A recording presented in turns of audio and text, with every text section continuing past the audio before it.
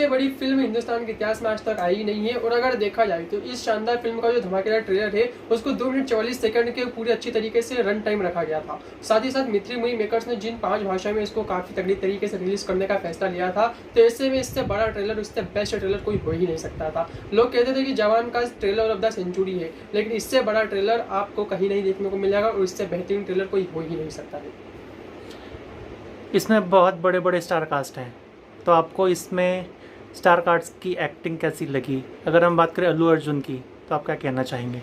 देखिए, अल्लू अर्जुन से बड़ा सुपरस्टार साउथ इंडियन इंडस्ट्री में कोई है ही नहीं। मैं तो ऐसा ही कहना चाहूँगा कि नॉर्थ में सल्लू और साउथ में अल्लू, इनसे बड़ा सुपरस्टार कोई है ही नहीं। और अगर देखा जाए तो इसके अंदर फहद फाजिल, सुनील शेट्टी और साथ ही साथ अनुसुईया ने भी काफ़ी तगड़ी वाली एक्टिंग देखने को मिली थी। आपको पार्ट 1 में ही देखने को मिल गई थी, लेकिन पार्ट 2 में जिस तरीके से उनको इंट्रोड्यूस किया गया है, इनके कैरेक्टर्स को जिस तरीके से ट्रेलर में कट डाला गया है और जितने ही विजुअल्स डाले गए हैं, इसमें साफ तौर पर समझ में आता है कि यहाँ पर आप सभी को बढ़िया डायरेक्शन, बढ़िया एक्टिंग, यानी कि हर एक चीज़ ऐसी देखने को मिली है कि इससे बड़ी फिल्म कोई हो ही नहीं सकती और 100% इसका कोई तोड़ ही नहीं है। जैसा कि आपने बात की डायरेक्शन की, तो आपको इसका डायरेक्शन कैसा लगा? देखिए, डायरेक्शन की अगर बात की जाए तो हर जो मूवी का सेकंड पार्ट होता है लोग उससे कम ही एक्सपेक्टेशन रखते हैं, लेकिन पुष्पा द रूल जिस तरीके से इसका नाम ही है ना, तो एकदम तगड़ी तरीके से सिनेमा में रूल करने के लिए जानी जाएगी। पार्ट 1 ने भले ही 300 करोड़ का कलेक्शन किया था, लेकिन उसने स्पाइडरमैन नो वे होम जैसी फिल्मों को भी कहीं ना कहीं टक्कर दे दी थी। तो ऐसे में डायरेक्शन अगर आपका बेहतर है और स्टोरी भी काफ़ी तगड़ी देखने को मिली है, इस शानदार फिल्म के ट्रेलर को ही देख के समझ में आता है,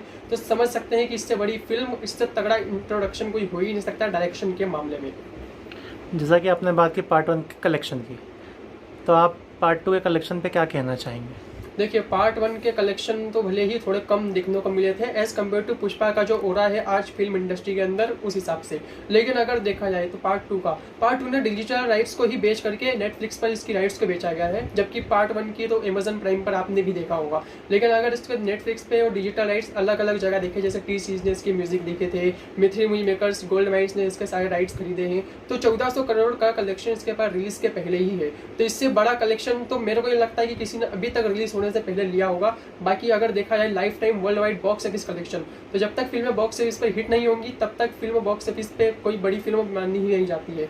तो इसका जो जिस तरीके से ग्रैंड लेवल पर ट्रेलर को लॉन्च किया गया है इतने ग्रैंड तरीके से, तो आप समझ सकते हैं कि इसका कलेक्शन जो होने वाला है फर्स्ट डे का, वो करीबन 100 करोड़ से लेकर के 150 करोड़ तक 100% फर्स्ट डे जा ही सकता है। जैसे कि ये मूवी साउथ इंडिया में रिलीज़ हुई है, तो इसका हिंदी बेल्ट पे क्या असर पड़ेगा और इसकी डबिंग कैसी होगी? देखो, टू बी ऑनेस्ट अगर देखा जाए तो जब तक साउथ फिल्मों को हिंदी ऑडियंस सपोर्ट नहीं करेगी तब तक तो कोई भी साउथ इंडियन फिल्म इतनी ज़्यादा पॉपुलर हो ही नहीं पाती है। जैसे KGF हुई हो या फिर कांतारा हुई हो या फिर ये जो आप है पुष्पा हमारी, इन सभी सीरीज़ों का अगर देखा जाए तो इन सभी ने हिंदी बेल्ट से ही ज़्यादा कलेक्शन करके दिखा है।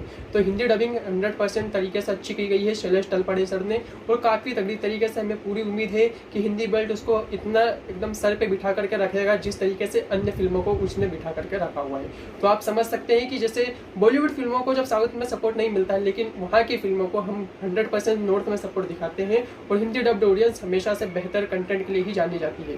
तो ऐसे में जो साउथ की हिंदी डबिंग की गई है इस फिल्म की, उसने भी काफ़ी तगड़ी तरीके से पुष्पा का वो आइकॉनिक सुपरस्टार जो डायलॉग रहा था, पुष्पा का जो डायलॉग है, पुष्पा की जो स्टेप्स है, हर किसी ने कॉपी की है। तो आप समझ सकते हैं कि इससे बड़ी फिल्म हो ही नहीं सकती इंडिया के मार्केट के अंदर। साथ ही साथ इसका जो भी हर चीज़ का मतलब डायरेक्शन हो, एक्टिंग हो, डबिंग हो, सब बेहतर की गई है।